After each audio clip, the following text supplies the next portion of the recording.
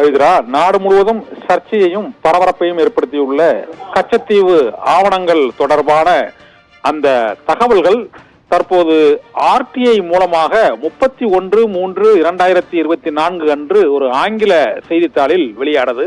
தமிழக பாஜக தலைவர் அண்ணாமலை தகவல் அறியும் உரிமை சட்டத்தின் கீழ் இந்த தகவல்களை பெற்றதாகவும் அந்த செய்தி வெளியானவுடன் பூதாகரமாக அந்த பிரச்சனை தொடர்பாக விவாதங்கள் பேசுபொருளாகின. சமூக வலைத்தளங்களிலும் இது தொடர்பாக பல்வேறு கேள்விகள் எழுப்பப்பட்டன.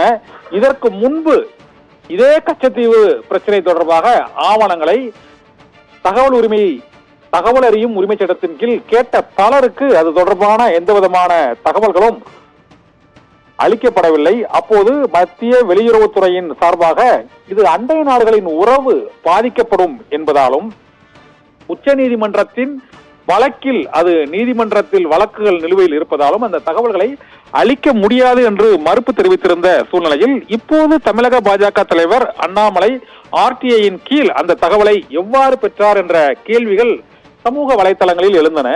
அப்போது 31/3/2024 வெளியுறவுத்துறையின் அதிகாரி அண்டர் செக்ரட்டரியாக இருக்கக்கூடிய அஜய் ஜெயின் என்பவர் இந்த தகவலை அளித்திருப்பதாக கூறப்பட்டது. ஆனால் இந்த செய்தியானது 31ஆம் தேதி காலையிலேயே ஆங்கில நாளிதழில் வெளியானது எப்படி என்ற ஒரு கேள்வியும் தற்போது எழுந்திருக்கிறது. மற்றொரு மிக முக்கியமான சந்தேகம் என்னவென்றால் மத்திய வெளியுறவுத்துறை அமைச்சகத்தில் அஜய் ஜெயின் என்ற அண்டர் செக்ரட்டரியே இல்லை என்ற தகவலும் மற்றொரு அதிர்ச்சியூட்டும் தகவலாக வெளியாகி இருக்கிறது. இதனால் RTI மூலமாக கச்சத்தீவு தொடர்பாக பெறப்பட்ட விண்ணப்பதாரரின் பெயரும் மற்றும் அந்த தகவல்களை அளித்த வெளியுறவுத்துறை அண்டர் செக்ரட்டரியின் பெயரும் மறைக்கப்பட்டிருக்கிறதா என்ற சந்தேகமும் இப்போது எழுந்திருக்கிறது. மத்திய வெளியுறவுத்துறை அமைச்சகமே இத்தகைய தவறான தகவல்களை தவறான நபர் மூலமாக அளித்ததா என்ற கேள்வியும் இப்போது எழுந்திருக்கிறது. கச்சத்தீவு பிரச்சனை தொடர்பான ஆவணங்களை தகவல் பெறும் உரிமை சட்டத்தின் கீழ் மற்றவர்கள் அனைவரும் அது தொடர்பாக விண்ணப்பித்த போது ஏன் அந்த தகவல்களை அளிக்கவில்லை? இப்போது வெளியுறவுத்துறை அலுவலகத்தில் பணிபுரியாத ஒரு நபரின் பெயரில் ஏன் அந்த விவரங்கள் அளிக்கப்பட்டன என்ற கேள்வியும் எழுந்திருக்கிறது. கடந்த மார்ச் மாதம் 5ஆம் தேதி கச்சத்தீவு தொடர்பான ஆவணங்களை கோரி விண்ணப்பம் தாக்கல் செய்யப்பட்டிருக்கிறது.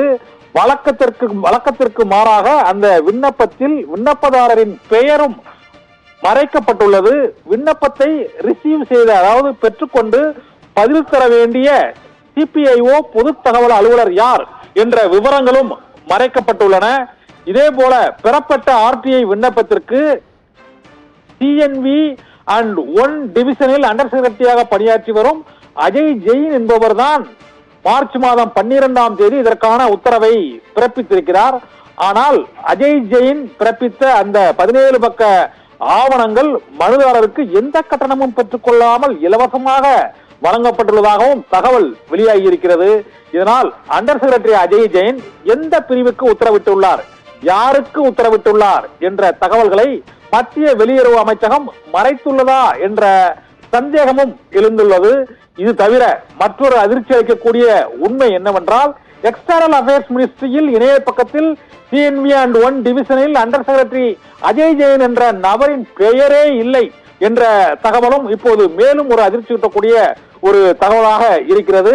இந்த துறையில் தேடினால் மணிகா ஜெயின், கரிமா ஜெயின், ஆர்பித் ஜெயின் என்ற பெயர்கள் தான் இருக்கிறதே தவிர அஜய் ஜெயின் என்ற பெயரையே காணவில்லை என்ற தகவல்களும் தற்போது வெளியாகி இருக்கிறது. இதனால் கச்சத்தீவு விவகாரத்தில் விண்ணப்பித்தவர் யார், விண்ணப்பித்தவர்களுக்கு விவரங்களை அளித்தது யார், விவரங்களை அளித்த அதிகாரி யார் என்ற பல்வேறு சந்தேகங்கள் இப்போது எழுந்துள்ளன. வெளியுறவுத்துறையே இத்தகைய மோசடி செயலில் ஆள்மாறாட்ட நடவடிக்கையில் ஈடுபட்டிருக்கிறதா என்ற ஒரு சர்ச்சையும் இப்போது சமூக வலைத்தளங்களில் பேசுபொருளாகி இருக்கிறது. பவித்ரா.